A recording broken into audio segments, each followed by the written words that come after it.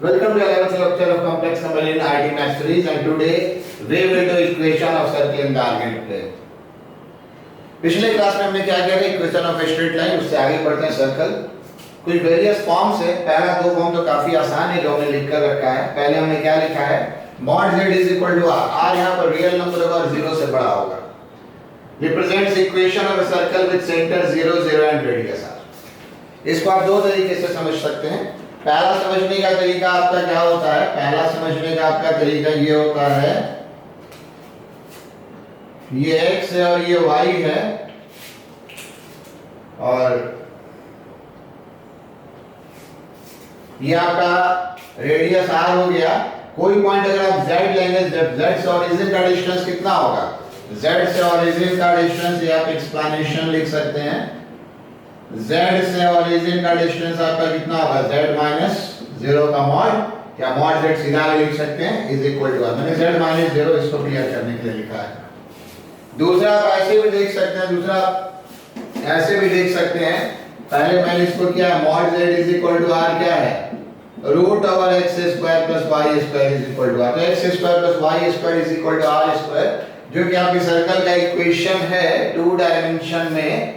लेकिन हम उस पर नहीं चाहेंगे, आप आएंगे, हम ये वाला एक्सप्लेनेशन पे आप ज्यादा डिपेंड करेंगे, और आपको भी इस ढंग से सीखना है। क्यों सर्कल रिप्रेजेंट करता है, क्योंकि mod z is equal to r। mod का ज्योमेट्रिकल मीनिंग क्या है, ये मैंने शुरू में भी बताया था कि ओरिजिन से डिस्टेंस हमेशा क्या हो, r हो।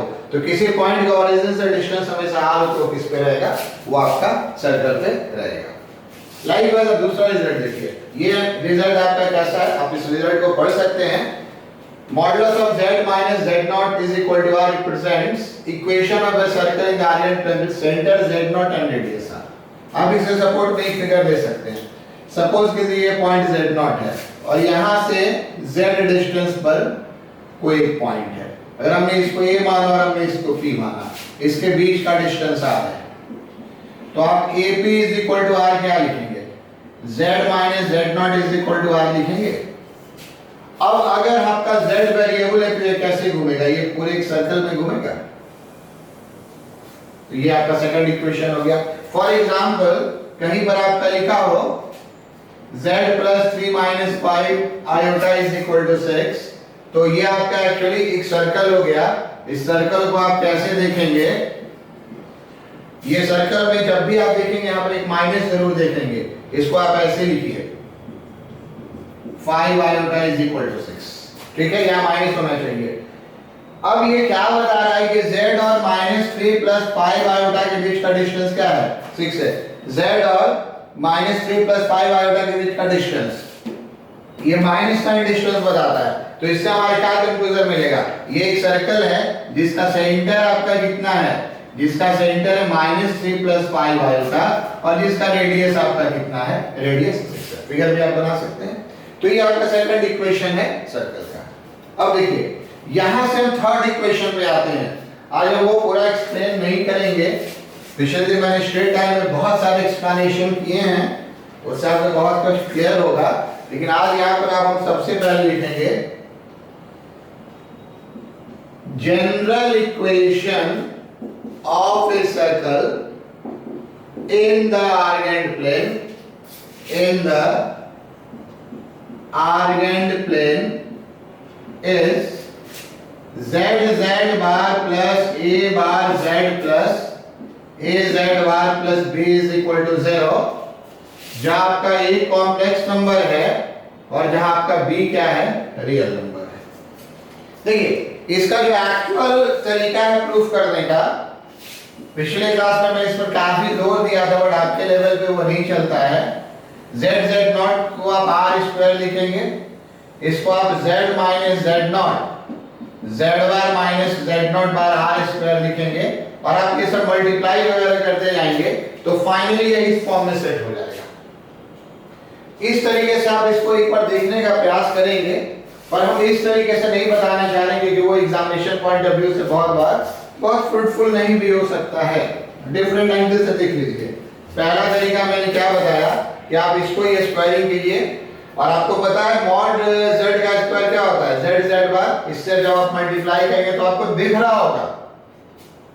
आपको क्या दिख रहा होगा, z z bar minus z not bar z minus z not z bar plus, ठीक है। तो ये वाला चीज आप चलिए लिख सकते हैं, लिख ही देते हैं, बहुत छोटी सी बात है, एक्सप्लेनेशन लिख ही देते हैं। z माइनस z नॉट बार का स्क्वायर r स्क्वायर से चलता है, z minus z not modulus का स्क्वायर r स्क्वायर से चलता है। ये आपका इतना इनटू इतना बार हो गया। प्रॉपर्टी आपने पढ़ा है, प्रॉपर्टी आपने क्या पढ़ा है, mod z square z z बार, और ये आपका क्या हो गया z z bar minus z not z, इसको इससे मल्टीप्लाई किया, ठीक है, इसको हमने इससे मल्टीप्लाई किया, फिर हम इसको इससे मल्टीप्लाई कर रहे हैं, तो क्या होगा z नॉट बार z, फिर आपका ये क्या हो जाएगा, ये आपका हो जाएगा z नॉट z बार, फिर क्या हो जाएगा, इसको और इसको मल्टीप्लाई करेंगे, z इंटू z बार का फॉर्म है, तो ये इसका स्क्वायर हो जाएगा माइनस r स्क्वायर 0। अब आप देख सकते हैं, आपको बहुत क्लियर हो सकता है कि अगर आप इसको a मानेंगे, अगर आप z नॉट को a मानेंगे तो z माइनस z नॉट पे मान लीजिए, अगर माइनस z नॉट पे मानेंगे तो माइनस z नॉट बार आपका क्या होगा, a बार होगा, और ये एक रियल नंबर होगा। तो आपका ये आपका एक्सप्लेनेशन क्लियर हो गया। चलिए मैंने इसको ओरिजिनल तरीके से एक्सप्लेन कर दिया, ठीक है, मैंने इसको ओरिजिनल तरीके से एक्सप्लेन कर दिया, सारी एक्सप्लेनेशन आपको क्लियर होने चाहिए। अब आप अगर इसको मान लेंगे z नॉट बार पे a मान लेंगे, a बार हो जाएगा, तो वो लिखने का तरीका है z के साथ a बार और इसके साथ z के साथ a बार और इसके साथ आपका a, उल्टा भी लिख सकते हैं, बट स्टैंडर्ड ये चलता है। बट अब हम आते हैं इस सर्कल के इक्वेशन में क्या है, इस सर्कल के इक्वेशन मुझे लिखना चाहिए था पहले ही, इसका रेडियस, इसका रेडियस माइनस a है, इसका radius mod a square minus b है, और इसका जो सेंटर है, इसका सेंटर है जो माइनस है। रेडियस इसका कितना है, इसका रेडियस है mod a square minus b और सेंटर है। कैसे आप देख सकते हैं, आप यहां से देख सकते हैं, ठीक है, यहां पर देखिए, इसका हमने क्या माना था सेंटर, इसका सेंटर हमने z नॉट माना था, यहां से हमने z नॉट क्या माना माइनस है, तो यहां से आपका क्लियर हो गया। ये चीज ध्यान रखिएगा, नॉर्मली हम पहले ही लिखते हैं, अब एक्सप्लेनेशन पर ध्यान चला गया तो आपको लिख दी, ठीक है, रेडियस और सेंटर। अब सेंटर इसका है, तो ये आप सेंटर तो समझ गए, यहां सेंटर z नॉट था, हमने z नॉट को यहां देखिए माइनस से माना, इधर माइनस है, सेंटर तो क्लियर हो गया। अब आपका है कि रेडियस कैसे होगा, तो ये जो हमने रेडियस अज्यूम किया था, हमने जो नाम दिया है z not square minus r square को क्या नाम दिया है b, तो यहां से r स्क्वायर क्या हो जाएगा z not square minus b, तो z not bar minus b, तो रेडियस आप क्या लिखेंगे, तो सर z नॉट बार को लिख सकते हैं ना, ये बार को हम क्या लिख सकते हैं, देखिए तो यहां से एक्सप्लेनेशन भी आप लिख लीजिएगा, इस दोनों के प्रोडक्ट को हम क्या लिख सकते हैं, a बार माइनस b, और ये क्या हो जाएगा mod a square minus b, radius square आ गया, ठीक है। a बार भी आप इसको लिख सकते हैं, बहुत सारे ऑथर्स लिखते हैं, देखिए मॉड a स्क्वायर a बार का बहुत फंडामेंटल पॉइंट है, तो ये एक्सप्लेनेशन हो गया, ठीक है। तो चलिए मैंने पूरा एक्सप्लेनेशन क्या लगभग प्रूफ कर ही दिया। ये समझना चाहिए थोड़ा कॉम्प्लेक्स नंबर में क्वेश्चंस कॉम्प्लिकेटेड होता है तो थोड़ा भीतर तक दिखता है ये कैसे आता है। रिजल्ट मैंने क्या लगाया, बार बार एक रिजल्ट लग रहा है, कौन सा रिजल्ट लग रहा है, ये वाला रिजल्ट जो मैंने आपको वीडियो 5 में पढ़ाया था, बोला भी था कि आगे बहुत इंपॉर्टेंट होगा। अब देखिए इट्स कार्टेशियन फॉर्म, इसका कार्टेशियन फॉर्म क्या होगा, इट्स कार्टेशियन फॉर्म, ये देखिए सब तो हटा दो एक्सप्लेनेशन, सेंटर आ गया यहां पर आपका, इससे सेंटर डिसाइड हो गया, इससे कार्टेशियन फॉर्म देखिए, कार्टेशियन फॉर्म जैसे कल मैंने स्ट्रेट लाइन में आपको बताया था, बिल्कुल उसी तरीके का है जैसे मैंने स्ट्रेट लाइन में बताया था। अगर आप पुट करेंगे let z is equal to x plus iota y और a is equal to alpha plus iota beta, then z bar plus a bar z plus a z bar plus b is equal to 0, ये क्या imply करेगा, ये आपका imply करेगा x square plus y square, ये आपका क्या imply करेगा ये आपका इंप्लाई करेगा x square plus y square a बार आपका, ठीक है, प्लस हम सीधा लिख देते हैं 2 alpha x plus 2 beta y plus b0। Time क्यों ले, कैसे? तो पिछले दिन हमने इसको बताया था, पिछले दिन आपको खुद ही करते बोला था, बट मैंने बताया था ना a bar z plus a z bar plus b इतना होगा, और z z स्क्वायर क्या होगा, मॉड z का स्क्वायर, मॉड z का स्क्वायर इतना हो जाएगा। इसका कार्टेशियन फॉर्म है। इसका सेंटर क्या होगा, minus alpha minus beta, coordinate याद कीजिए, तो minus alpha plus iota beta, यहां से भी आप लिख सकते हैं कि सेंटर माइनस a होगा। इसका रेडियस क्या होगा, alpha square plus beta square minus b, alpha square plus beta square मतलब यहां से क्या हो गया, इसका मॉडुलस है। इसका मॉडुलस क्या होता है, मॉडुलस हो गया माइनस वगैरह खत्म हो गया, माइनस b, ये समझ सकते हैं। तो ये सर्कल का इक्वेशन है। डायरेक्ट इसमें बहुत सारे क्वेश्चंस आपको नहीं मिलेंगे, सम टाइम्स आपको ऐसे क्वेश्चंस मिलेंगे, हालांकि मैंने इसको रुड़की वाले जो पहले एग्जाम लेते थे ना उसमें देखा, आईटी वाले में मैंने नहीं देखा ऐसा करते, पर आप रेडी रहिए।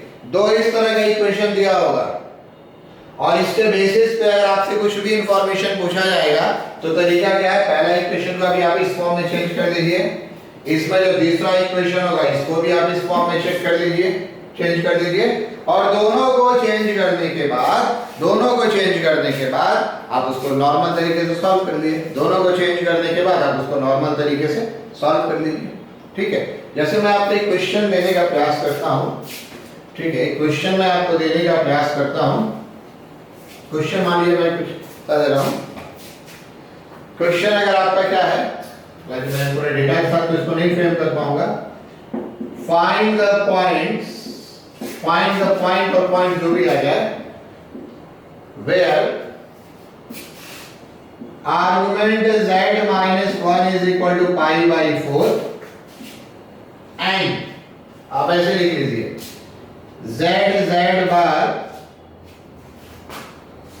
प्लस आप लिख लीजिए कुछ हम पहले हमको लिखने दीजिए, थोड़ा सा क्वेश्चन को फ्रेम करना चाह रहे हैं। ये कुछ अगर हम ऐसा ले लें, ये इसका कंजुगेट लिया है ना, ये इसका कंजुगेट लिया है, अच्छा ये इसका ये कंजुगेट लिया है, और minus 4 is equal to 0 intersect. चलिए पता नहीं ये इंटरसेक्ट करेगा नहीं करेगा, बट मान लीजिए हमने ऐसा आपको क्वेश्चन दे दिया, ठीक है, तो आप इस क्वेश्चन को कैसे बनाइएगा, आप इस क्वेश्चन को कैसे बनाइएगा? तो देखिए इसका तरीका क्या है, ये खाली मैंने सही फ्रेम किया है ना, चलिए इसको हम दोनों को प्लस ही बना देते हैं, ज्यादा अच्छा रहेगा। ठीक है, दोनों को हम प्लस बना देते हैं, ज्यादा अच्छा रहेगा। चलिए ऐसे देख लीजिए। अब देखिए इसको हम कैसे फ्रेम कर रहे हैं, इसको हम क्वेश्चन को कैसे बना रहे हैं। अगर हम इसकी बात करें, इस लाइन की अगर हम बात करें, argument z minus 1 pi by 4, पिछले क्लास को याद कीजिए, argument z minus 1 pi by 4, तो ये कहने का अर्थ है कि ये जो हमारा पॉइंट 1 0 है, यहां से एक रे ऐसे निकल रहा है, कितना बना रहा है पाई बाई 4। अब अगर हम इस सर्कल की बात करें तो इस सर्कल का सेंटर कितना है, इस सर्कल का सेंटर याद कीजिए, जब सर्कल इस फॉर्म में होता है तो सेंटर होता है माइनस से, सेंटर आपका क्या होता है, आपका सेंटर होता है माइनस से, तो सेंटर z बार के कोफिशिएंट का जो कॉम्प्लेक्स कोफिशिएंट होता है उसका माइनस साइन होता है, तो इसका सेंटर आपका यहां पे क्या हो जाएगा, -2 -3 आ जाएगा, और इसका रेडियस आपका कितना हो जाएगा, इसका रेडियस होता है मॉड a का square means 2a square plus 3a square 13, और 13 के साथ ये क्या हो जाएगा -3, यहाँ b -4 था, माइनस माइनस प्लस b, ये आपका हो जाएगा √17। अब जरा देखिए, अब आप देखिए ये आपका क्या हो गया 2 -3 आयोटा, तो 2 -3 आयोटा आपका कहां पर जाएगा, ये हो गया -2 + 3, तो -2 + 3 आपका इधर चला गया। क्वेश्चन ज्यादा इंटरेस्टिंग हो गया, -2 + 3 आपका सेंटर यहां पर चला गया, और यहां से जब आप रेडियस लेंगे, रेडियस कितने डिस्टेंस का लेना है, √17, ये हो गया -2 और 3, रेडियस कितने का लेना है, रेडियस लेना है √17, तो यहां से यहां का डिस्टेंस देखिए तो आपका कितना है, क्या ये डिस्टेंस रूट 17 होता है? जरा आप निकाल कर देख लें। ये डिस्टेंस आपका हो जाएगा, नहीं रूट 18 हो जाएगा। बड़ा इंटरेस्टिंग आ गया, हमने बोला ना डेटा बाय चांस इंटरेस्टिंग आ गया। यहां से यहां का डिस्टेंस अगर आप क्यों निकाल रहे हैं, क्योंकि रेडियस हमारे रूट 17 आ गया है, तो ये डिस्टेंस हम इसलिए निकाल रहे हैं। आप इस डिस्टेंस पॉइंट से निकालिए, -2 -1 का स्क्वायर प्लस 3 का रूट 18 है। ये डिस्टेंस आपका रूट 18 है, मतलब जो सर्कल होगा उसके पहले ही से चला जाएगा कहीं से। तो ये सर्कल और रे कहीं नहीं कट करेगा, किसी पॉइंट पे नहीं कट करेगा। अगर पॉइंट पे कट करता तो हम क्या करते? बाय द वे, अगर पॉइंट पे कट करता तो वो पॉइंट हम कैसे निकालते? ये बहुत इंटरेस्टिंग होता। ये तो कट किया ही नहीं तो हमारा काम आसान हो गया, लेकिन अगर ये कट करता तो हम कैसे निकालते? इस बात को भी आप समझेंगे। इसका तरीका क्या है? इसका तरीका क्या है कि अगर आप इसमें यहां पर रखें, ये जो लाइन का इक्वेशन है ना, ये लाइन का इक्वेशन क्या है? ये लाइन का इक्वेशन है y - 0 = 1। इसका स्लोप क्या हो जाएगा?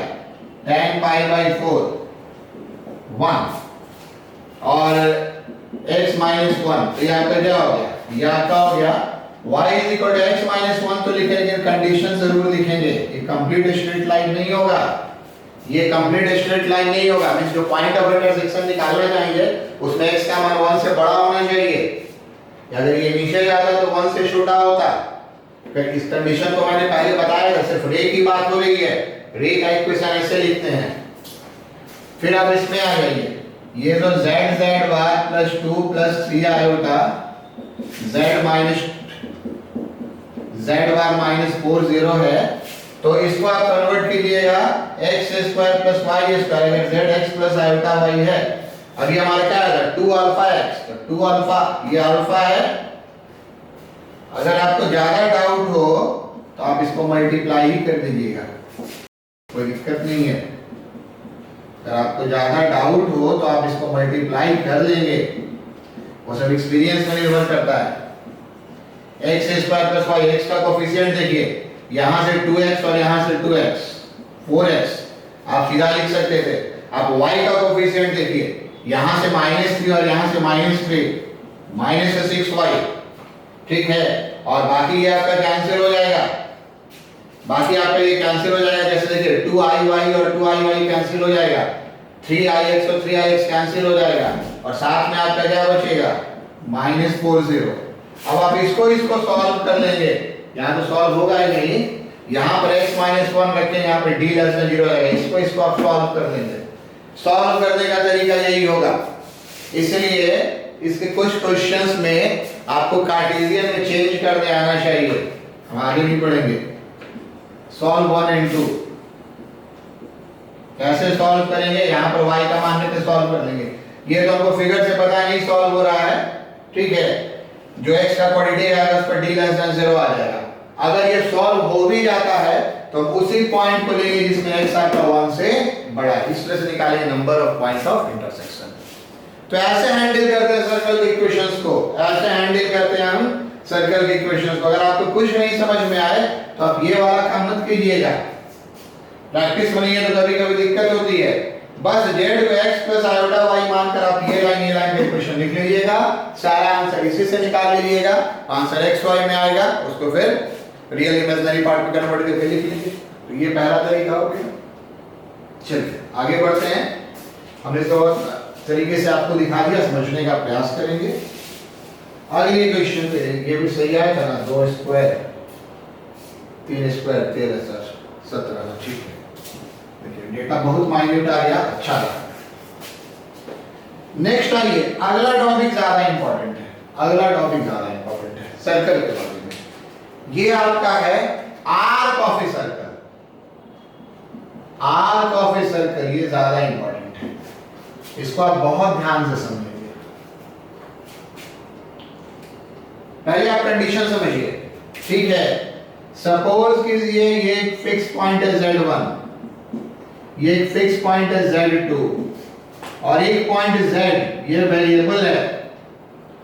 p पॉइंट z मान रहे हैं ये वेरिएबल है, और ये ऐसा मूव कर रहा है ये ऐसा मूव कर रहा है कि ये एंगल थीटा आपका फिक्स है, थीटा फिक्स है। आप इसको चाहिए तो लिख सकते हैं, लिख लीजिए a and b, a z1 and b z2 are fixed point, p is a variable point most, ठीक है लिख लिया ना, a z1 and b z2 are fixed points, p is a variable point in the orient plane, p is a variable point in the orient plane which moves such that angle APB is equal to theta is constant. Angle APB is equal to theta और theta के साथ लिखिएगा comma देकर theta is constant. Then locus of P will represent arc of a circle. ये क्या represent करेगा? Arc of a circle. It's equation is, अब लिखिए इट्स इक्वेशन इज, देखिए होगा क्या, हम बहुत फंडामेंटल फैक्ट यूज कर रहे हैं, यहां पर कहीं भी P जाएगा तो एंगल क्या बनेगा, यहां पर कहीं भी P जाएगा तो एंगल थीटा बनेगा। तो हम ये P अगर वेरिएबल है तो हम ये मानेंगे ऐसे जो सर्कुलर आर्क है ये इसी पे कहीं ना कहीं वेरी कर रहा है, ये जो सर्कुलर आर्क है ये इसी पे कहीं ना कहीं आएगा, आगे ये फुल सर्कल बनता, लेकिन हमको फुल सर्कल नहीं बनाना है। फुल सर्कल हमको इसलिए नहीं बनाना है कि अगर आप इस तरफ आएंगे तो थीटा चेंज कर जाएगा। यहां अगर थीटा है, बगल वाला फिगर देखिएगा ये पाई माइनस थीटा हो गया, इससे फुल सर्कल नहीं बनेगा। अब इस फिगर में देखिए z यहां भी हो सकता है, z यहां भी हो सकता है, z यहां भी हो सकता है, z यहां भी हो सकता है। इसमें देखिए z यहां से कहीं भी हो सकता है, ठीक है। अब आपका क्या हो गया आर्गुमेंट, इसको हम लिखेंगे, इसको हम क्या लिखेंगे, ऐसे देखिए तो यहां से रोटेट करके इस पर आ रहे हैं, ये लिखेंगे z2 minus z upon z1 minus z किसके बराबर, थीटा इज आर्क एपीबी। ये आपका क्या हो गया, आपका आर्क एपीबी हो गया। जिस पॉइंट पे हम घूमते हैं, जिस पॉइंट पे हम घूमते हैं उस पॉइंट को हम क्या करते हैं, दोनों में सब्ट्रैक्ट करते हैं। लेकिन यहां होता क्या है, यहां होता क्या है, चूंकि z वेरिएबल है, चूंकि z वेरिएबल है, इसलिए हम अब ऐसे लिखेंगे z minus z2 upon z minus z1, एक नॉर्मल तरीका चलता है थीटा। ये क्या रिप्रेजेंट करेगा, ये रिप्रेजेंट करेगा is equation of arc APB. आई बात समझ में। और ये पूरा आर्क नहीं होगा, ये पूरा फुल सर्कल नहीं होगा, ये आर्क होगा। जैसा आपको हम एक एग्जांपल देते हैं फुल सर्कल के बाद, ठीक है। मान लीजिए इस बार हमने यहां पर AB मान लिया, यहां पर पॉइंट P मान लिया, इसको Z1 मान लिया, इसको Z2 मान लिया, इसको Z मान लिया। ये एंगल अगर थीटा है, एंटी क्लॉकवाइज ले लीजिएगा, थ्योरी पढ़ते समय एंटी क्लॉकवाइज देते हैं, सवाल में तो आपको क्लॉकवाइज एंटी क्लॉकवाइज कुछ भी दे देंगे, सवाल में तो आपको क्लॉकवाइज एंटी क्लॉकवाइज कुछ भी दे देंगे। तो आपका ये आर्क एपी भी तो क्लियर हो गया, जो ऊपर वाला लिखा है वही है। अगर आपका z यहां पर आ गया, अगर आपका z यहां पर आ गया, ऐसे क्लॉकवाइज होता है, ऐसे एंटी क्लॉकवाइज देखिए, ये एंगल क्या हो जाएगा, ये एंगल पाई माइनस थीटा होगा।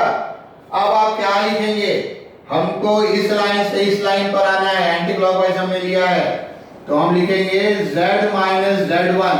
अभी तक हम नॉर्मली लिखवा रहे थे z1 माइनस z, पर यहां पर z को पॉजिटिव रखेंगे। अब एक प्रोटोकॉल कह सकते हैं, हर जगह अपना अपना लिखने का तरीका है, दोनों z नेगेटिव हो या दोनों z पॉजिटिव हो, बात बराबर है। तो हम इस पर आए, किससे आए, z minus z2 pi minus theta is arc, आपका क्या हो जाएगा a क्यूब b। और आप लिख सकते हैं, अगर इसको आप 1 मान लें और इसको आप 2 मान लें, तो आप लिख सकते हैं combination of 1 and 2 is full circle। 1 और 2 का कॉम्बिनेशन आपका क्या होगा, 1 और 2 का कॉम्बिनेशन आपका फुल सर्कल होगा। तो फुल सर्कल आप समझ गए, आर्क हमेशा रिप्रेजेंट करेगा। एक बात आपको बता दें, इसको अगर आप कन्वर्ट करना चाहिएगा कार्टेशियन प्रोडक्ट में तो आपको फुल सर्कल दिखेगा। इसको आप कन्वर्ट करना चाहिएगा फुल सर्कल में, इसको एग्जांपल का नोट करके लिख लीजिए, नोट 1, एक दो नोट और भी और लिखवा लें। अगर आप इसको कन्वर्ट करना चाहिएगा फुल सर्कल में, इसको आप कन्वर्ट करना चाहिएगा फुल सर्कल में, तो ये आपको क्या रिप्रेजेंट करेगा, इसको अगर आप कन्वर्ट कीजिएगा, इसको कन्वर्ट कीजिएगा z को x प्लस आल्फा y मानकर, ठीक है, और इस पे x1 plus alpha y x2 plus alpha y मानकर अगर सर्कल की इक्वेशन में कार्टेशियन इक्वेशन में कन्वर्ट कीजिएगा तो फुल सर्कल का इक्वेशन मिल जाएगा आपको। लेकिन यहाँ पे ही थोड़ा सा मुश्किल होता है। क्या मुश्किल होता है कि कब ये आपका सर्कल होगा, कब ये आपका सर्कल होगा और कब ये आर्क ऑफ सर्कल होगा, ये आपको डिसाइड करना होता है। ठीक है, पहली बात तो समझ गए, यहाँ तक आपने लिख लिया होगा। और थोड़ी देर के लिए इस फिगर को रहने देंगे, बाकी इस तरफ इरेज कर दें। एक और नोट हम लिखेंगे, ठीक है, एक और नोट लिखिए। देखिए एक्चुअली ये आपका रिलेशन क्या था, ये आपका जो पूरा रिलेशन था, ये पूरा रिलेशन था z minus z2 upon z minus z2 upon z minus z1। अगर हम यहां से लिखें तो ये आपका क्या हो जाएगा, z माइनस z2 आपका क्या हो जाएगा bp बाई ap, और ये cos theta plus iota sine theta है। तो यहां से जो इसका आर्गुमेंट हमने लिखा था z माइनस z2 z लिखा था, ये आपका क्या हो गया आर्क ap भी एक ही बार को सर बार बार लिखना जरूरी है, इसके लिख रहे हैं, लिखना जरूरी है, इसके लिख रहे हैं। ठीक है, also z minus z2 by z minus z1 का अगर आप मॉड लेंगे bp बाई ap, ये अगर 1 के बराबर नहीं है, ये अगर 1 के बराबर नहीं है, is also arc of a circle या इक्वेशन ऑफ ए सर्कल भी हम लोग यहां पे कह देते हैं, इक्वेशन ऑफ ए सर्कल भी कह देते हैं। 1 के बराबर होने पर क्या होता है, तो 1 के बराबर होने पर ये स्ट्रेट लाइन हो जाता है। 1 के बराबर होने पर क्या होता है, ये पेयर ऑफ स्ट्रेट लाइन हो जाता है, सॉरी एंगल बाइसेक्टर हो जाता है लाइन सेगमेंट का, वो भी आपको हम दिखा देते हैं, एंगल बाइसेक्टर हो जाता है। तो ये 1 नहीं होना चाहिए, और नॉर्मली जो भी है रेशियो की बात कर रहे हैं तो ग्रेटर देन 0 तो होना ही चाहिए। तो ऐसे भी लिखा होता है, ये हमने आपको लोकस में करवाया था। अगर आपको क्लास 11 का लोकस याद है कि अगर एक पॉइंट ए एक पॉइंट बी है और एक पॉइंट पी ऐसे मूव करता है कि इसका रेशियो कांस्टेंट है, तो आप दिखाइए कि वो एक सर्कल को रिप्रेजेंट करेगा, वो एक सर्कल को रिप्रेजेंट करेगा। और 3 इसके भी थोड़ी देर के लिए जरूरत नहीं है, 3 भी आपको लिख देते हैं। देखिए अगर z माइनस z2 आई z minus z1 is equal to 1 होगा, इफ या ऐसे लिख लीजिए, ये अगर 1 होगा तो ये इंप्लाइज करेगा z माइनस z2, और ये सब एकदम सेंस आपको दिखना चाहिए। ये कहने का क्या अर्थ है, ये पॉइंट z1 है और ये पॉइंट z2 है, और z एक ऐसा पॉइंट है जिसका z1 से डिस्टेंस जो है, और z एक ऐसा पॉइंट जिसका जो z2 से डिस्टेंस है बराबर है, तो z इसके परपेंडिकुलर बाइसेक्टर पे कहीं होगा। ये तो आप 10th में पढ़े हैं, परपेंडिकुलर बाइसेक्टर में z जहां से भी होगा, परपेंडिकुलर बाइसेक्टर में z जहां से भी होगा, परपेंडिकुलर बाइसेक्टर में z जहां से भी होगा,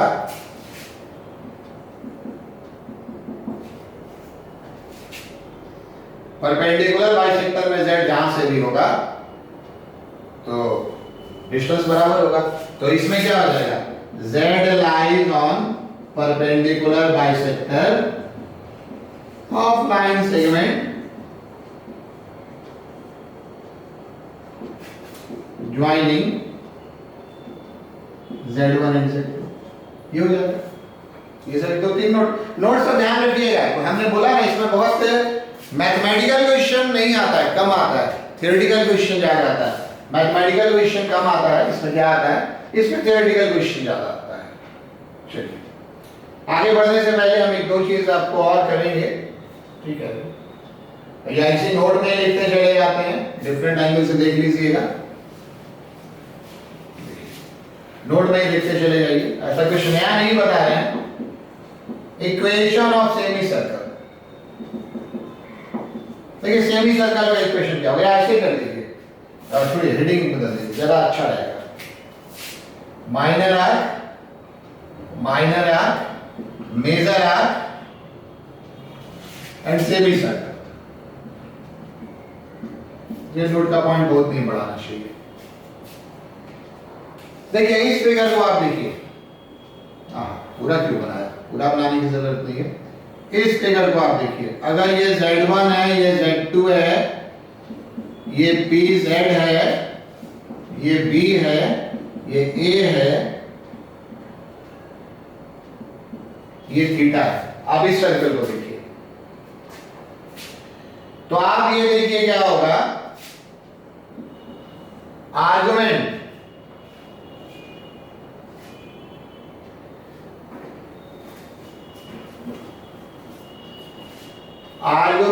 आपका ये क्या हो जाएगा, ये हम क्या लिखेंगे, Z minus Z2 upon Z minus Z1 is equal to theta.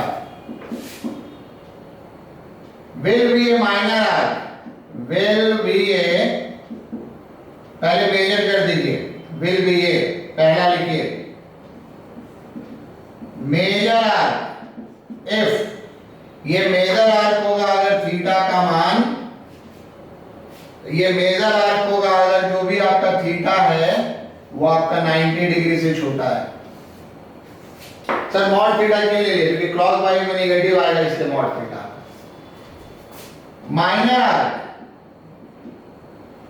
Minor arc होगा अगर आपका थीटा जो है, ऐसे कर दीजिए, 90 डिग्री से 180 डिग्री के बीच में, और सेमी सर्कल होगा अगर थीटा आपका π/2 है और थीटा -π/2 है। बात समझ रहे हैं ना, ये थीटा पे डिपेंड करता है, आर्क तो होगा ये क्लियर हो गया, आर्क तो होगा ये क्लियर हो गया, लेकिन थीटा पे डिपेंड करता है। कैसे डिपेंड करता है, कैसे डिपेंड करता है, आप उसको ध्यान से देखिए। आप ये 10th क्लास में पढ़े हैं, ये दो सेगमेंट हो गया, ये आपका दो सेगमेंट हो गया, ये आपका क्या हो गया, ये आपका हो गया मेजर आर्क, क्योंकि ये वाला आर्क बड़ा है तो मेजर आर्क, ये वाला आर्क छोटा है तो क्या हो गया, ये आपका हो गया माइनर आर्क, ये मेजर आर्क हो गया, ये क्या हो गया, ये माइनर आर्क हो गया।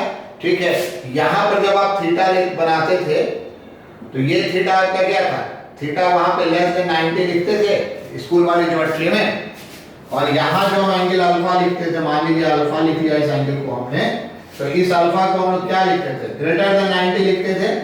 हालांकि वो एक्चुअली 90 से 180 होगा, 180 से ये ग्रेटर नहीं हो सकता है, 180 से ये ग्रेटर नहीं हो सकता है। तो ये तरीका है, ठीक है। और अगर ये बीचों बीच आ जाता था तो क्या होता था, ये बीचों बीच आ जाता था तो क्या होता था, ये अगर आपका A है, B है, सेंटर है, 90 डिग्री तो क्या बने, सेमी सर्कल। फिर बात वही आ जाएगी, एक 90 डिग्री लेंगे तो सेमी सर्कल, और दोनों 90 डिग्री कंसीडर करेंगे तो फुल सर्कल। तो हम लोग 90 डिग्री मतलब सेमी सर्कल पे ही कंसंट्रेट करेंगे। क्वेश्चंस पूछे जाते हैं कि जो आर्क होता है, ऑप्शन रहेगा कि ये क्या रिप्रेजेंट कर रहा है, major arc, minor arc, full circle, semi circle. तो आपको ध्यान में रखना है, आंसर देना है, इसको ध्यान में, 10th वाला ये वाला कॉन्सेप्ट ध्यान में रखते हुए, यहां पर एंगल 90 से छोटा बनेगा, सेमी सर्कल में 90 बनेगा, और ये वाला आपका आर्क छोटा है, ठीक है, सही लिखा है ना हमने, जो आपका आर्क बड़ा है उसमें एंगल छोटा होता है, और जो आपका आर्क छोटा है, चलिए इसको यहां भी कर दें, बढ़ाई थे पूरा, जो आपका आर्क छोटा है, ठीक है, ये एंगल आपका पाई माइनस थीटा नहीं लिखेंगे, तो समझ लीजिएगा, हम ये लिखेंगे ग्रेटर देन 90 डिग्री। तो ये सब आंसर आपको देना होता है, ये सब आपको आंसर देना होता है। तभी एक दो पॉइंट सर्कल में और भी है, बट उसके पहले हम कुछ आपको फिगर ड्रॉ करवाते हैं, उसको एक दो ध्यान से देखेंगे, थोड़ा एक दो ध्यान से देखेंगे, और इसको पढ़ेंगे। एक ही चीज हमने लगभग बताया है अभी तक हमने आपको एक ही चीज बताया है। और अब आप इसमें क्या देखेंगे, इसमें आप ये देखिए। चलिए पहले हम ये देखते हैं, draw argument z-2 upon z-1 is equal to pi by 3। बहुत समय आपको नहीं देंगे, पहली बार इसको हम ड्रॉ करवा रहे हैं, पर इसको ध्यान से देखिए। ये आर्गुमेंट हम लोग कैसे देखते हैं, देखिए जैसे आपको याद है z माइनस z1 और z माइनस z2, तो इंस्टीट्यूट ऑफ z1 क्या मेंशन है, ये आपका 2 0 मेंशन है। यहां पर आपका ये क्या मेंशन है, 1 0 मेंशन है, 2 0 मेंशन है और 1 0 मेंशन है। ठीक है, अब ये देखिए, ये पॉइंट आपका z है, ये पॉइंट आपका z है। आप z से इसको मिला दीजिए। यहां पर देखिए, तो हम नीचे वाले से ऊपर वाले पे जाते हैं, तो ये चीज हम यहां से यहां पर जा रहे हैं। अब एक बात का बड़ा ध्यान रखिएगा, ये क्लॉकवाइज है या एंटी क्लॉकवाइज है। अगर ये पाई बाई 3 प्लस में, तो एंटी क्लॉकवाइज चाहिए, तो z माइनस 1 मींस इस वाले लाइन से इस वाले लाइन पे जाएंगे, तो एंगल क्या बनेगा, पाई बाई 3। अब ये जो इसको बेस मानते हुए जो एक सर्कुलर आर्क रहा होगा, यही सर्कुलर आर्क होगा, यही सर्कुलर आर्क होगा। ठीक है, ये वाला ये फिगर रिप्रेजेंट कर रहा है, फुल सर्कल नहीं बनाना है। मान लीजिए क्वेश्चन ऐसे दे देते, draw argument z minus 1 by z minus 2 pi by 3। इसको मान लीजिए हम लोग उल्टा कर देते, ठीक है, ऊपर वाला नीचे और नीचे वाला ऊपर। तो अब देखिए, ये आपको बहुत ध्यान रखना है। जैसे यहां पे आपने मान लिया 1 0 और यहां पे आपने क्या मान लिया 2 0, यहां पे आपने मान लिया 1 0, यहां पे आपने क्या मान लिया 2 0। तो अगर आप यहां पर कोई पॉइंट में, तो आर्क तो ऐसे ही बनेगा, इसी को बेस मान जो आर्क बनेगा। ये तो क्लियर होता ही है, किसी को बेस मान तो ऐसे आर्क बनाना है। लेकिन जब आप यहां पर z लेंगे और ये बनाएंगे, तो आपको पता चलेगा 2 से 1 पर जाने में हम क्लॉकवाइज जा रहे हैं, और क्लॉकवाइज होना नहीं चाहिए, क्योंकि हमको पता आर्क यहां पर इसके ऊपर बन गया, तो इसके नीचे भी बन सकता है। पहला वाला जो मैंने फिगर दिया सीधा ऊपर वाला मैच कर गया, लेकिन उसमें अगर आप z माइनस 2 से z माइनस 1 पे जाएंगे, z माइनस 2 को ये रिप्रेजेंट करेगा, z माइनस 1 को रिप्रेजेंट करेगा, तो ये क्लॉकवाइज है। इसलिए आप z को नीचे ले लीजिएगा, आप यहां से मिलाइएगा 2 को और यहां से मिलाइएगा 1 को, ऊपर वाला नहीं। अब आप देखिए, ये एकदम से एंटी क्लॉकवाइज होगा ही होगा। अगर ये क्लॉकवाइज हो गया ना, तो ये एंटी क्लॉकवाइज होगा ही होगा। तो ये वाला आर्क आपका नीचे बनेगा, आपको ऐसे बनाना होगा, ये रिप्रेजेंट करेगा। फुल तो नहीं है, बात समझ में आई? ठीक है, इसको लिखिए अच्छे से। मींस जो भी पॉइंट देगा उसको ऊपर या नीचे देखना है। जैसे आपको हम और दे रहे हैं, मान लीजिए ऐसे दे रहे हैं, मान लीजिए आपको हम ऐसे दे रहे हैं, क्वेश्चन दे रहे हैं, शेड द रीजन, आपको क्वेश्चन दे रहे हैं शेड द रीजन, और उसको आप ऐसे लिख लीजिए, आप उसको ऐसे लिख सकते हैं, आर्गुमेंट z माइनस, हम कुछ ऐसा लेना चाहें कि हम अच्छे से चीजों को बता सकें। अच्छा चलिए, नहीं होगा तो चेंज कर देंगे, z minus iota upon z minus 1, और ये हम कह रहे हैं कि आप लीजिए पाई बाई 4 से पाई बाई 2। ये रीजन कैसा होगा? शुरू में कुछ नहीं समझ में आएगा, पर धीरे धीरे बात समझ में आएगी, बनाने के बाद समझ में आएगी। अच्छा अच्छा अच्छा, ये बात है, ये आपको बनाने के बाद समझ में आएगा। जैसे देखिए, अपना नंबरिंग आप क्वेश्चंस का करते चले जाइएगा, इसको ध्यान से देखिए। ये z माइनस 1 है, z माइनस आयोटा है, मतलब एक पॉइंट आपका 1 0 है और एक पॉइंट आपका क्या है 0, आयोटा मतलब 0 1 है। एक पॉइंट आपका आयोटा मतलब 0 1 है, ठीक है। अब है कि आर्क या तो आप कंसंट्रेट कीजिए पहले पाई बाई 4 पे पाई बाई 2 पे। आर्क आपका या तो ऊपर बन सकता है या तो नीचे बन सकता है। हम मान कर जाते हैं यही बेस होगा, या तो आर्क इधर बनेगा या तो आर्क इधर बनेगा। क्यों ये बेस होगा? एक Z1 एक Z2 मान लिया। तो अगर हम यहां पर ले लें, मान लेते हैं ये हम आकाश पे ले रहे हैं, गलत भी हो सकता है मेरा, ठीक है, यहां पर ले लिया, अब हम इसको मिलाएं। अब अगर हम Z-1 से Z- आयोटा की ओर बढ़े, Z-1 से Z- आयोटा की ओर बढ़े, तो ये रहेगा Z-1, ये होगा Z- आयोटा। तो ये हम बढ़ गए किस डायरेक्शन में? ये हो गया क्लॉकवाइज, मतलब मेरा डायरेक्शन गलत सेलेक्ट हो गया। हमको भी नहीं पता होता, हम भी अंदाज से नॉर्मली ऊपर ही वाले को आदमी पहले करते हैं, हम भी करते हैं, गलत हो गया। इसका मतलब है इधर आर्क नहीं बनेगा, आर्क आपका इधर बनेगा। इसका मतलब है कि आर्क आपका इधर बनेगा। अब आप देखिए, चलिए यहाँ पे Z मान लेते हैं, यहां से इसको और यहां से इसको मिला, ये ऊपर वाला आप छोड़ दीजिएगा। अब आप Z-1 से Z- आयोटा की ओर बढ़िए, ये Z है, Z-1 से Z- आयोटा की ओर आप बढ़िए, ठीक है। तो जब हम Z-1 से Z- आयोटा की ओर बढ़ेंगे, जब हम Z-1 से Z- आयोटा की ओर बढ़ेंगे, तो ये एंगल अगर पाई बाई 4 मान लिया, तो यहां से इसको बेस मानते हुए हम एक आर्क बनाएंगे, और यही आर्क मेरा क्या रिप्रेजेंट करेगा? ये है argument Z- iota by Z-1 pi by 4।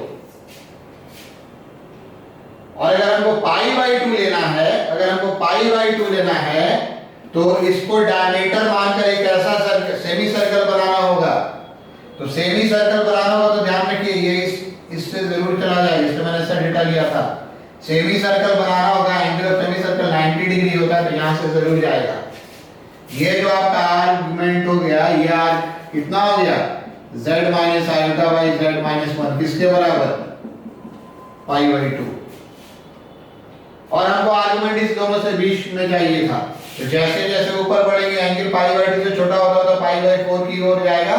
Shade the reason, ये जो आपका रीजन है, पूछा जाएगा इसका एरिया वगैरह क्या होता है, ये जो आपका रीजन है, यही आपका हमने शेड किया, रिक्वायर्ड रीजन हो गया। इसको हटा देते हैं, उसको हटाकर देखिएगा, वो रहता है फिगर में तो गड़बड़ लगता है।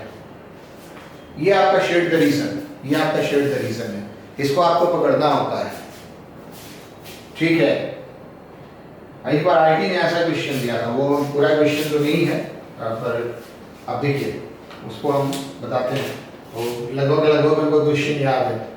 उन्होंने ऐसा दिया था कि यहाँ पर एक पॉइंट था -10, यहाँ पर एक पॉइंट था 10, और फिर इसका एक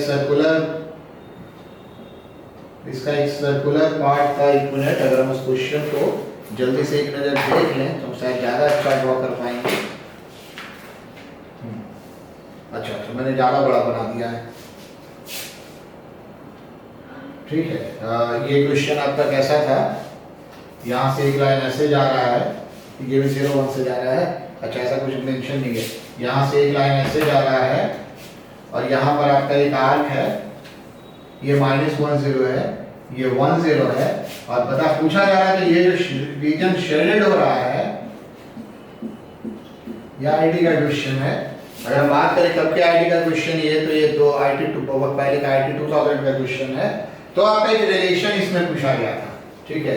ये आपका शेडेड पोर्शन अगर है, हाँ फिगर में ठीक बनाया ना, यहाँ यही तक है, ये आपका शेडेड पोर्शन है, तो ये आपका मॉडुलस आर आर्गुमेंट वगैरह में रिलेशन पूछा गया था, ठीक है। क्वेश्चन आप देखिएगा, क्वेश्चन बैंक में आपको मिलेगा। तो अगर जैसे अगर हम यहाँ पर z, सबसे पहले तो देखिए इसका रेडियस क्या हो गया, इसका रेडियस 2 हो गया। अगर आप यहाँ पर z लेते हैं, कहीं पे भी z लेते हैं, तो z -1 इससे किसी भी पॉइंट का डिस्टेंस, ये डिस्टेंस आपका कितना है?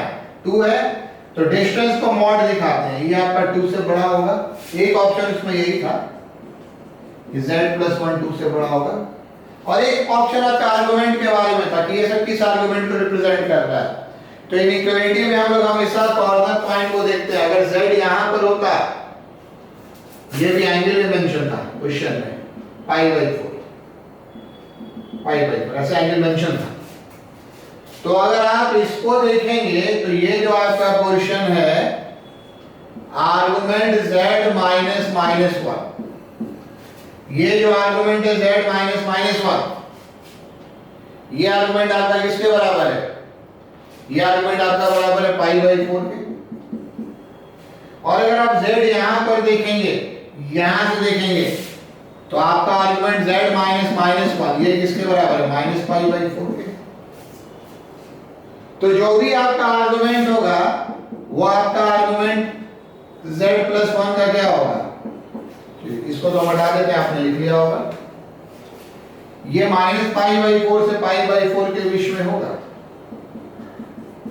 मतलब इस पोर्शन में जितने भी कॉम्प्लेक्स नंबर आएंगे उन मॉडुलस के इस रिलेशन को फॉलो करेंगे, आर्गुमेंट के इस रिलेशन को फॉलो करेंगे। बराबर था या नहीं तो हमको ध्यान में नहीं है, और वो आईडी ने इसको ऐसे लिखा था, ऑप्शन पे ऐसे लिखा था, ऑप्शन पे ऐसे लिखा था, क्योंकि आपका क्या होता है mod x less than alpha minus alpha less than x less than alpha. तो ये आपका क्वेश्चन है, इस तरह से शेडिंग करना, आर्गुमेंट पहचानना, चीजों को पहचानना कॉम्प्लेक्स नंबर में बहुत जरूरी है। चलिए आगे हम बढ़ते हैं, आते हैं आपका कि कॉन्साइक्लिक पॉइंट का कंडीशन क्या होता है। 4 पॉइंट एक सर्कल में हो, इसका कंडीशन क्या होता है? Condition for concyclic points, condition that points z1, z2, z3, z4 in the Argand plane, are concyclics. Condition that points z1, z2, z3, z4 in the Argand plane are concyclic. इस condition पे हम कैसे आएंगे? तो ये बस simple सी बात है, ठीक है। मान लीजिए आपका ये z1 है, ये z2 है, ये z3 है, ये z4 है, और कहा जा रहा है कि ये कॉन्साइक्लिक है। एक्सिस भी ऐसे एक्सिस भी ऐसे मान लीजिए, क्लॉकवाइज एंटी क्लॉकवाइज का इंपॉर्टेंस है। तो ये कॉन्साइक्लिक पॉइंट होगा, इसका क्या कंडीशन है? कंडीशन कैसे निकालते हैं? कंडीशन बहुत तरीके से निकालते हैं, कंडीशन बहुत तरीके से निकाल सकते हैं। आपको ज्योमेट्री लगानी है, हम एक पर्टिकुलर तरीका आपको बता रहे हैं, हम आपको एक पर्टिकुलर तरीका बता रहे हैं। देखिए उसमें क्या है, अगर ये आपका A है, ये आपका B है, ये आपका C है और ये आपका D है, तो हमको ये पता है A प्लस C बराबर 180 डिग्री। ये कंडीशन हमको पता है ना, A प्लस C मेरा कितना होता है? 180 डिग्री। तो आप क्या लिख सकते हैं? आप ये लिख सकते हैं कि A आपका 180 डिग्री माइनस C, या ऐसे चलिए A पर जो आपका एंगल बनेगा उसका आर्गुमेंट क्या होगा? A पर जो एंगल बनेगा उसका आर्गुमेंट क्या होगा? तो ये आपका हो जाएगा argument Z4 minus Z1 upon argument Z4 minus Z1 upon Z2 minus Z1। Direction का बड़ा ध्यान रखिएगा, इसमें हमको हमेशा डायरेक्शन का ध्यान रखना था। एंटी क्लॉकवाइज से लेकर चलते हैं, ये आपका एंटी क्लॉकवाइज है ना, तो यहाँ पे यह आर्गुमेंट बनेगा। और यहाँ पर बहुत जरूरी है डायरेक्शन, ये बार बार आपको हम बता रहे हैं। यहाँ पर ऐसे क्लॉकवाइज होता है, घड़ी ऐसे जाती है, ऐसे एंटी क्लॉकवाइज होगा। तो ये आप क्या लिखेंगे? ये आप क्या लिखेंगे? ये आप लिखेंगे argument Z2 minus Z3 upon कितना लिखेंगे? Z2 माइनस Z3 अपॉन कितना लिखेंगे? निशान है Z4 माइनस Z3, किसके बराबर? पाई के। साथ में ये क्या हो जाएगा? Argument Z4 minus Z1 by Z2 minus Z1। आपको ये रिजल्ट याद है ना, आर्गुमेंट Z1 इंटू Z2 क्या होता है? Argument Z1 plus argument Z2। तो दिस इंटू दिस अगर हम करेंगे Z2 minus Z3 upon Z4 minus Z3, तो ये आपका क्या हो जाएगा? ये आपका हो जाएगा पाई। इसलिए हम कह सकते हैं कि Z4 minus Z1 by Z2 minus Z1 into z2 minus z3 और z4 माइनस, ये आपका एक रियल नंबर होगा। इस सेंस से ये नेगेटिव रियल नंबर है, क्योंकि किसका आर्गुमेंट आपका, किस कॉम्प्लेक्स नंबर का आर्गुमेंट आपका पाई होता है। तो नेगेटिव जो आपका नंबर नेगेटिव में हो, नेगेटिव रियल नंबर हो, नेगेटिव में नंबर हो, -1 -2 -3, ये सब का आर्गुमेंट आपका क्या होता है, आपका ये सब का आर्गुमेंट पाई होता है। तो ये आपका एक कंडीशन हो गया। ठीक है, कंडीशन और भी तरीके से निकल सकते हैं, इसका फंडामेंटल पॉइंट को याद कीजिएगा। कंडीशन और भी तरीके से कैसे निकल सकते हैं, कंडीशन और भी तरीके से कैसे निकल सकते हैं, जैसे मान लीजिए आपका 4 पॉइंट है A B C D, ये आपका 4 पॉइंट है। तो ये और ये आपका थीटा और ये आपका थीटा, समझ में आ रही है बात। अगर आप ये दोनों थीटा को बराबर करेंगे तो आपका क्या आ जाएगा, आप ये दोनों थीटा को बराबर करेंगे। अब इसका आर्गुमेंट आप कैसे लिख सकते हैं, अगर ये आपका Z4 है, ये आपका Z3 है, ये आपका Z1 है और Z2 है, तो ये आर्गुमेंट आप कैसे लिख सकते हैं, ये आर्गुमेंट आप लिखेंगे, डायरेक्शन ध्यान रखिएगा और हमेशा एंटी क्लॉकवाइज ही लिखिएगा। एक्सपीरियंस होने पर बहुत बार पता चलता है कि दोनों को क्लॉकवाइज करते हैं तो काम हो जाएगा, ये पता चलता है एक्सपीरियंस होने पर। आप एकदम एंटी क्लॉकवाइज की आदत डाल लीजिए। ठीक है, यहां से ये ऐसे एंटी क्लॉकवाइज हो गया और यहां से ये ऐसे एंटी क्लॉकवाइज हो गया। इस कंडीशन तो आप यहां से देख लिए। तो यहां से आप कंडीशन क्या देखेंगे, यहां से आप कंडीशन देखेंगे आर्गुमेंट, कंडीशन आप क्या देखेंगे, ये argument Z2 minus Z4 upon Z1 minus Z4, ये किसके बराबर हो जाएगा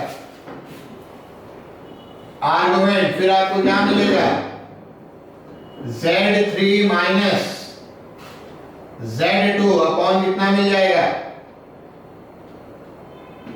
Z3 माइनस Z1। ऐसे हालांकि ऐसे इसको लिखना ज्यादा अच्छा होगा, Z2 माइनस Z3 और Z1 माइनस Z3, ये बराबर होगा। इससे भी आपको एक कंडीशन मिल सकता है। तो बहुत सारे कंडीशन मेंशन होते हैं, लेकिन नॉर्मली आपको और तरीके इसलिए दिखेगा कि इसको आप करेंगे तो अलग तरीके से दिखेगा, इस एंगल को बनाकर लिखेंगे कुछ और अलग तरीके से दिखेगा। तो फाइनली हम आपको बताना क्या चाह रहे हैं कि सर्कल का कोई भी क्वेश्चन हो कुछ याद मत रखिएगा, ये सम सामने वाले का 4 पॉइंट अगर एक कौन सा साइक्लिक है, जैसे एक सर्कल में है, तो ये दोनों 180 है, ये दोनों 180 होता है, इससे क्वेश्चन बन सकता है, या सेम सेगमेंट का एंगल बराबर होता है, इससे क्वेश्चन बन सकता है। ठीक है, तो ये सब आपका ऑलमोस्ट है, ये सब आपका ऑलमोस्ट है कि कैसे कैसे हम सर्कल के इक्वेशन को लिखते हैं आगे प्लेन।